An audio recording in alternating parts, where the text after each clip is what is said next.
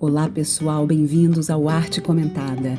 Hoje nós vamos falar um pouquinho sobre as mulheres artistas que estiveram presentes na Semana de Arte Moderna de 1922. Fiquem ligados!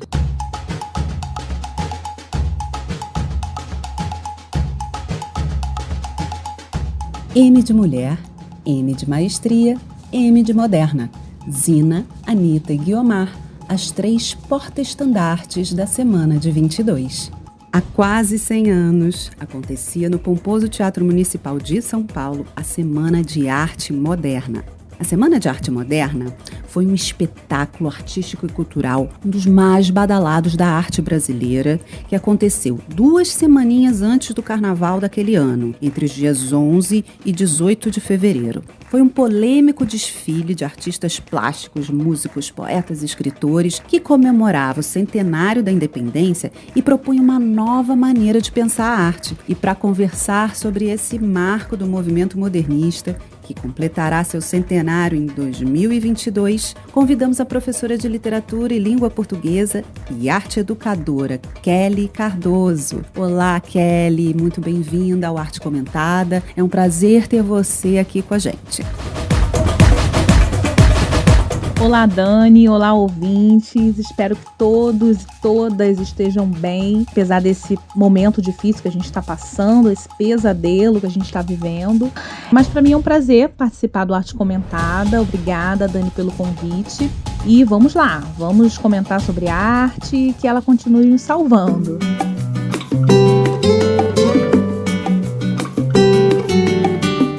É isso aí, Kelly. Aqui no Arte Comentada é o nosso espaço para a gente falar de cultura, de arte, e que nesse momento realmente é o que nos alimenta e tem uma importância ainda maior do que já tem normalmente, né? Então, qual foi o impacto do evento da Semana de Arte Moderna de 22? Kelly, conta um pouquinho pra gente. Então, Dani, o movimento modernista, ele revolucionou o comportamento da época, né?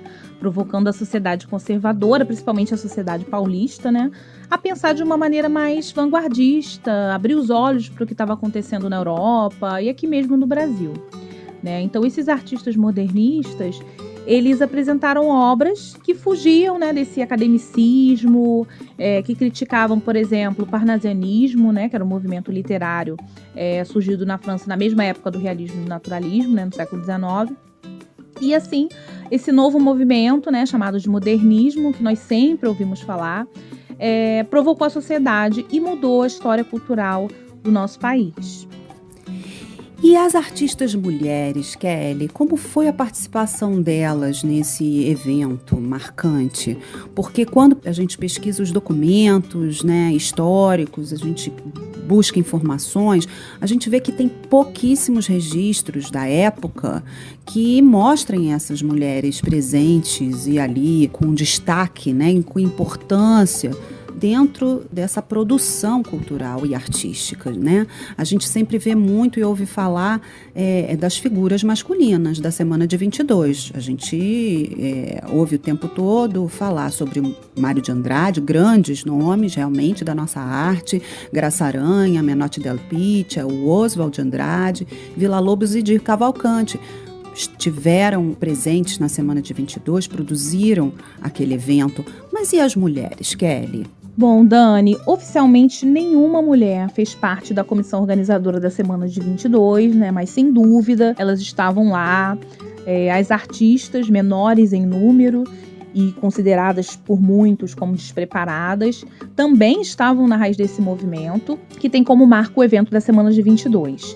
Então, as mulheres que vêm na comissão de frente, falar sobre carnaval, né? Como você muito bem observou, a Semana de 22 aconteceu 2 semanas antes do carnaval, então já era um pré-carnaval, vamos dizer assim.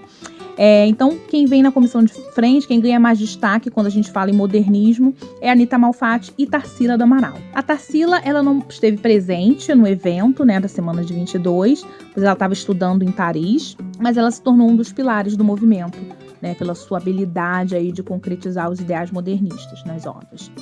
A história da mulher na arte, né, no Brasil e no mundo, é a história do silêncio sobre elas, não só na arte, né, infelizmente, do apagamento dos seus feitos, da importância.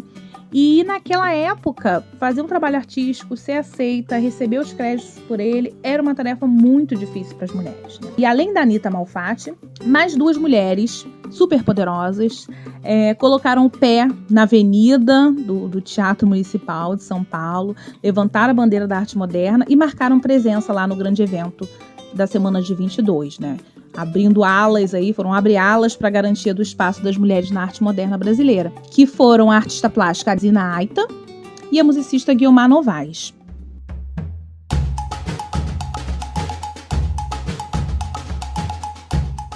Kelly, é muito interessante quando a gente pensa em Tarsila, né, no nosso senso comum, a gente não consegue nem imaginar que Tarsila do Amaral não estivesse participando ativamente no Brasil na Semana de Arte Moderna de 1922, né? Mas realmente ela não estava. Isso é uma curiosidade interessante, porque ela realmente é o principal ícone feminino do modernismo, né, nas artes plásticas.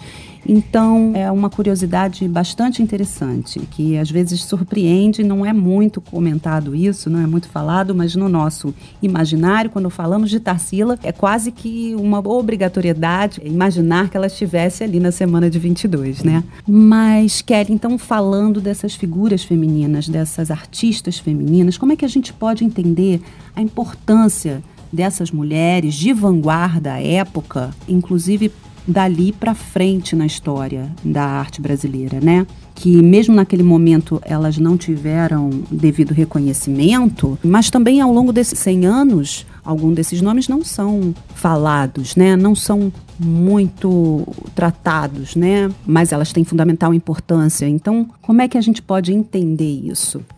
A importância dessas pioneiras está na própria presença delas como artistas, como mulheres, né, num espaço até então ocupado majoritariamente por homens, né, e mais ainda pelas suas técnicas e posturas modernistas. Então elas rompem, né, com essa imagem da mulher confinada ao lar e ao papel de mãe, de uma prole numerosa, excluída, e tendo seu trabalho artístico diminuído, desvalorizado, e trabalham, se mostram e marcam presença nesse espaço.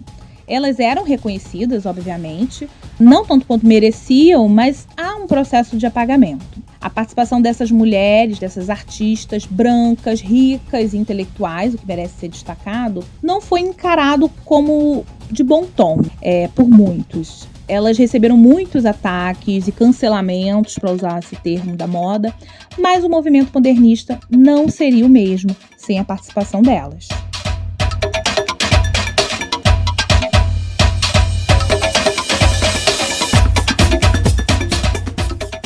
Então, Kelly, realmente precisamos mesmo conhecer melhor e divulgar essas personagens femininas da nossa história que trazem uma identidade, uma importância de contribuição cultural, das quais pouquíssimo temos registros arquivísticos e que também são pouco faladas e pouco lembradas nos espaços educativos e culturais, de uma maneira geral.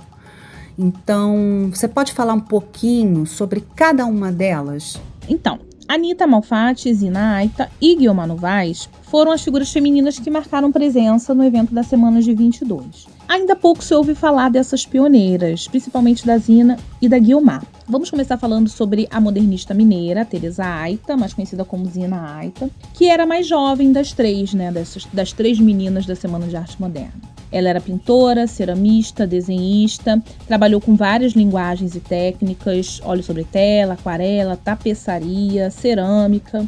Ela se formou na Itália, né, mais precisamente em Roma, Florença e Veneza. E quando ela retorna ao Brasil, ela entra em contato com os modernistas, tornando-se amiga da Anita Malfatti e do escritor Mário de Andrade.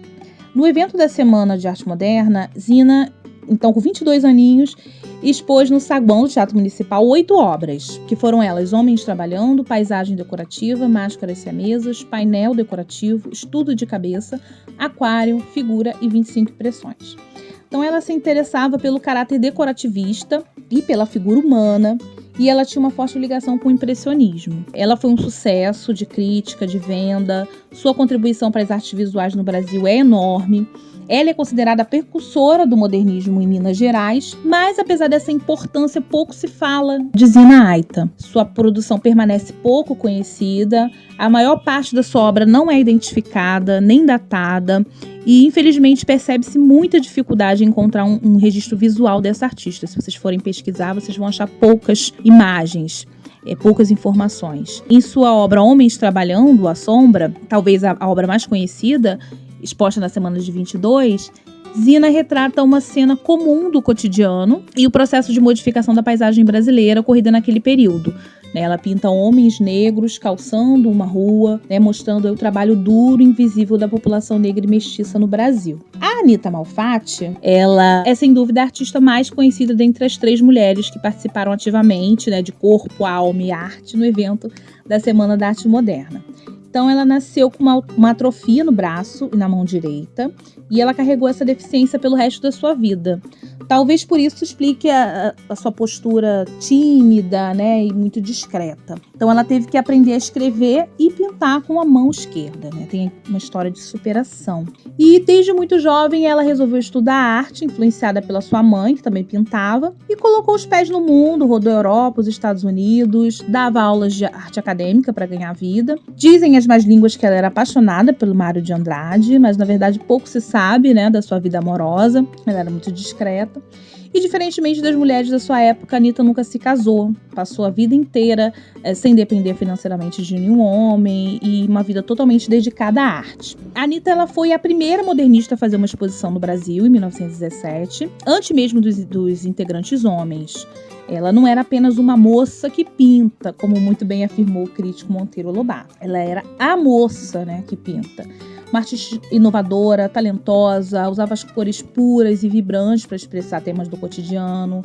Não pintava paisagens sem graças ou temas religiosos, o que a sociedade esperava das mulheres pintoras. Ela pintou também nus masculinos com gestos femininos, o que representava um escândalo na época. E sua timidez e discrição não impediu que ela produzisse as suas obras irreverentes, impactantes, e também a sua timidez não impediu de marcar presença no grande evento, no evento mais badalado de São Paulo, e foi como uma passista de escola de samba, ela riscou aí a avenida e marcou presença na Semana de Arte Moderna. Ela tinha 33 anos, na ocasião, e expôs 22 pinturas no luxuoso saguão do Municipal. Ela foi duramente criticada pelos jornalistas, principalmente por Monteiro Lobato, de quem a Anita era fã. Ele se escandalizou pela liberdade da jovem pintora, que foi defendida com unhas e dentes pelos seus companheiros modernistas. Mas essas duras críticas ao trabalho de Anita impulsionaram os modernistas a se unirem e defenderem o movimento, A Anitinha, como era chamada por Mário de Andrade, foi a principal mulher da primeira fase do movimento. É uma figura-chave para a configuração da arte modernista, e ela introduziu no grupo a própria Zina Aita e a Tarsila do Amaral, que era sua amiga de longa data. Dentre as obras de Anita que foram expostas no evento, se destaca O Homem Amarelo, uma das mais famosas pinturas dela e também uma das mais polêmicas. Ela pinta em cores fortes a figura de um homem, parece estar bem vestido, mas a gravata e o colarinho estão tortos, o traje parece meio desgastado. Esse homem amarelo, ele está sentado, tem um semblante tenso, observa algo com olhos grandes e avermelhados, vagos. Segundo a própria artista, a obra é um retrato de um imigrante italiano. Então ela retrata a figura desse desesperado imigrante que aporta aqui no Brasil. A terceira figura, a terceira porta-estandarte do modernismo é a Guiomar Novaes. Guiomar Novaes, ela era pianista, foi uma criança precoce, muito inteligente, começou a tocar piano aos 4 anos de idade, incentivada pela mãe e copiando o que as irmãs mais velhas tocavam. Dominou as notas antes mesmo de aprender a ler e escrever. Com 7 anos ela já lia partitura, já compunha valsinha, já se apresentava e já dava aula de música. Um fato curioso, sobre a Guiomar é que quando ela era criança, ela era vizinha do Monteiro Lobato. Olha ele aí de novo. E ela foi musa mirim, inspiradora para a criação da personagem Narizinho, a menina do narizinho arrebitado, personagem icônica do Sítio do Pica-Pau Amarelo. Também, desde novinha, né, logo cedo, ela começou a receber a admiração da crítica e do público. E foi estudar em Paris com apenas 13 anos. O músico e compositor francês Claude Debussy teve, na época que ela foi a Paris, a infelicidade de escrever sobre Guiomar ao compositor francês André Caplet o seguinte comentário, abre aspas: "A ironia habitual do destino quis que o candidato artisticamente mais dotado fosse uma jovem brasileira de 13 anos. Ela não é bela, mas tem os olhos ébrios da música e aquele poder de isolar-se de tudo que a cerca, faculdade raríssima, que é a marca bem característica do artista." Nossa, apesar de soar como um elogio, né? Esse comentário afirma o estereótipo machista de que a beleza, seja lá o que ele considera belo, é um elemento imprescindível para uma mulher ter talento e sucesso na sua carreira, seja qual for. Um absurdo, né? Bom, Guiomar, ela realizou uma série de concertos e recitais pela Europa, nos Estados Unidos, apresentou-se em prestigiosos palcos, recebeu intensa aclamação da crítica, ganhou muitos prêmios e condecorações nacionais e internacionais, se tornando uma celebridade. E em 1914 ela volta ao Brasil e realiza exibições no Rio de Janeiro. E Guiomar Novaes, com seus 28 aninhos, se apresentou lindamente ao piano na semana de 22. Foi a grande estrela da noite do dia 15, que foi o segundo dia de apresentações do evento. Seu desempenho elegante ao piano foi um sucesso. Nota 10 no quesito harmonia. Dizem que ela tocava como se estivesse em transe. E na internet a gente consegue achar alguns vídeos da Guiomar tocando. Guiomar interpretou obras de compositores modernos, como Emily Robert Blanchard, o próprio Claude Debussy, e Heitor Villa-Lobos. Deste último, ela tocou na Semana de Arte Moderna o Gineto Pierre Rosin, da coletânea Carnaval para as Crianças. Por falar em Heitor Villa-Lobos, muito se fala sobre a participação dele na Semana de 22, né? E pouco se fala sobre a magnífica apresentação da grande pianista Guiomar Novaes. E, inclusive, a Guiomar foi a principal divulgadora no exterior das obras de Villa-Lobos, né? Do compositor e do maestro Villa-Lobos. E Guiomar é considerada pelos estudiosos da música como a maior pianista do século XX. Ela tem uma discografia que compreende o período de 60 anos de gravação, né? De 1919 a 1979. São essas 3 porta-estandartes. Nossa, bastante interessante a história delas, como é bom a gente conhecer um pouco dessas biografias, que são formações pessoais, mas também de uma história, de um contexto histórico. Importante que elas trazem, junto com a história delas, todo um pioneirismo e essa possibilidade de transformação, uma provocação de mudança.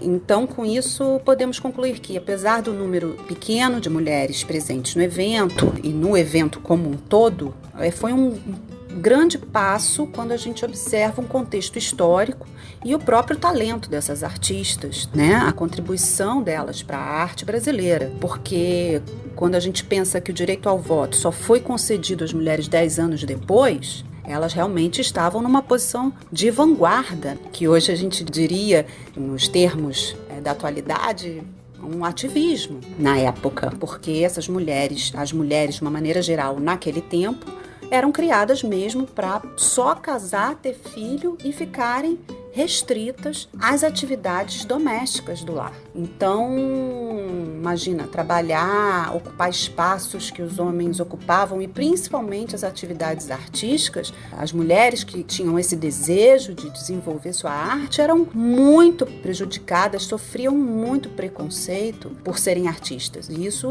ainda durou alguns anos depois, né?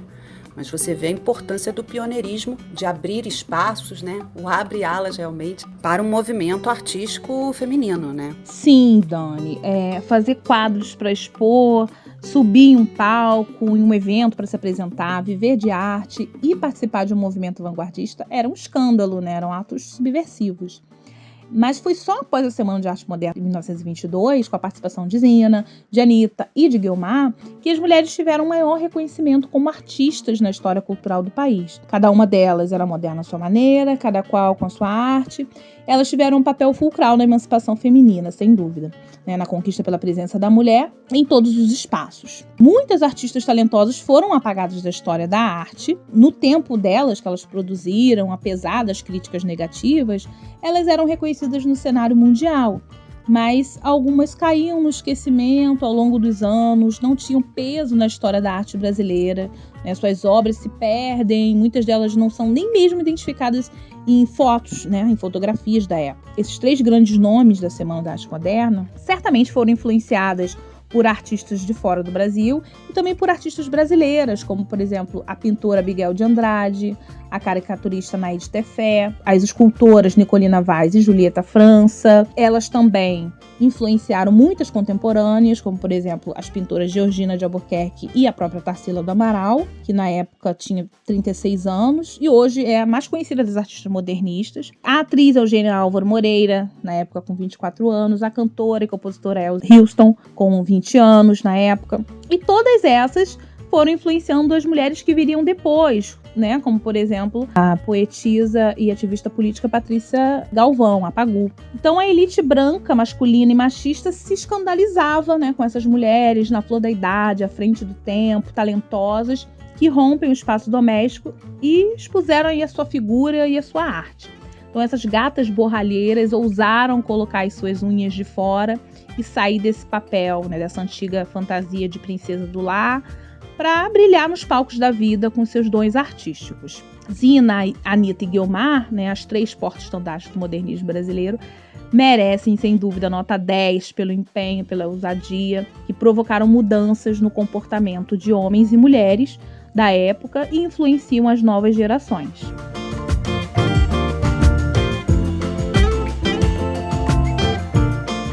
E mais um dado importante que você coloca, Kelly, que reforça a importância de falarmos da nossa história cultural, da nossa história da arte brasileira, que é justamente a questão. Aqui elas, na época, tiveram críticas negativas, mas eram reconhecidas internacionalmente, quer dizer, seus talentos eram amplamente reconhecidos lá fora. Isso ainda acontece hoje. A gente sabe que isso ainda acontece hoje no mundo da arte e da cultura em relação a artistas brasileiros, né? Então, isso só reforça a importância de estarmos aqui falando sobre essas questões, sobre essas temáticas, né? Uma ótima oportunidade essa aqui da gente aprender mais sobre a importância desse marco do movimento modernista, a partir do conhecimento e da contribuição dessas mulheres modernas, que abriram caminhos para tantas outras gerações de artistas.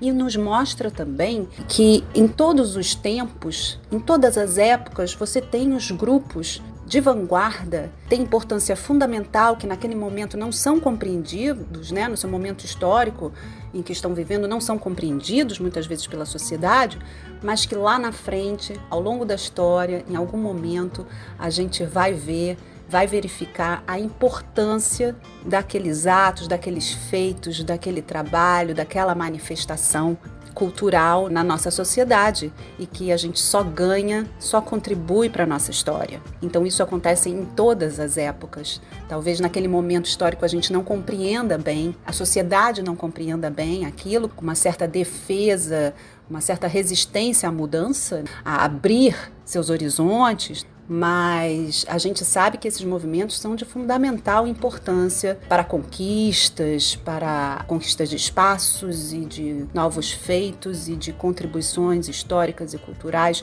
para uma sociedade. Muito boa essa oportunidade da gente estar aqui junto conversando sobre isso. E Kelly, qual atividade de arte e educação que você sugere para professores e alunos que estão nos ouvindo ou nos assistindo? Então, gente, eu sugiro que vocês pesquisem sobre essas mulheres, não só sobre essas, mas sobre outras mulheres, sobre outras artistas e a importância delas no mundo da arte aqui no nosso país. E vamos começar por essas 3, se a gente estiver falando, estudando sobre modernismo. Vamos pesquisar mais sobre essas mulheres. E uma atividade bem legal que eu sugiro para vocês, por exemplo, a gente falou aqui das pinturas da Zina e da Anitta, né? Da Zina, Homens Trabalhando, e da Anitta, O Homem Amarelo, obras extras que foram expostas na semana de 22. E essas obras retratam a situação do homem, né, da nova realidade brasileira. Essas artistas retrataram esses homens pobres e trabalhadores em situações do cotidiano, levando a gente a questionar, comentar e conversar questões importantes do nosso país. Então, eu sugiro que vocês pesquisem essas 2 obras e se inspirem, né, para criar uma obra de arte. Vamos fazer uma pintura, um desenho, uma colagem, ou até mesmo uma fotografia que retrate uma cena do cotidiano, do seu cotidiano. Expresse essas emoções como essas artistas fizeram em suas obras, nessas 2 obras que a gente está falando. Então, use a criatividade, exercite o uso das cores, da luz, dos traços, e expressem seus sentimentos e temáticas importantes. É uma atividade bem legal. Uma dica importante, né, para vocês ampliarem o repertório cultural e artístico é um documentário sobre a Guiomar Novaes, que se chama Infinitamente Guiomar Novaes. É um documentário de 40 minutos, ele é de 2003, dirigido pela Norma Bengel. Então, assistam, ele está disponível no YouTube, conheçam um pouco mais sobre a grande musicista Guiomar Novaes. E é isso, bom trabalho!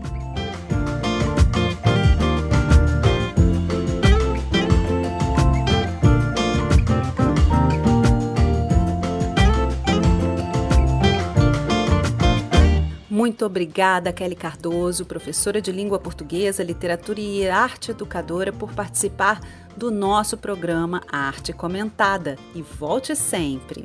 Obrigada, Dani, pelo convite para participar aqui do Arte Comentada, pela oportunidade de falar sobre coisas boas, sobre a arte, sobre o papel feminino. Muito sucesso para você. Espero que tudo melhore rapidinho para a gente poder, quem sabe, aí curtir o próximo carnaval livre dessa pandemia. Então, obrigada. Viva a arte! Viva a arte, Kelly! Viva a arte hoje e sempre! Muito obrigada! Com isso, encerramos o nosso Arte Comentada de hoje. Até a próxima!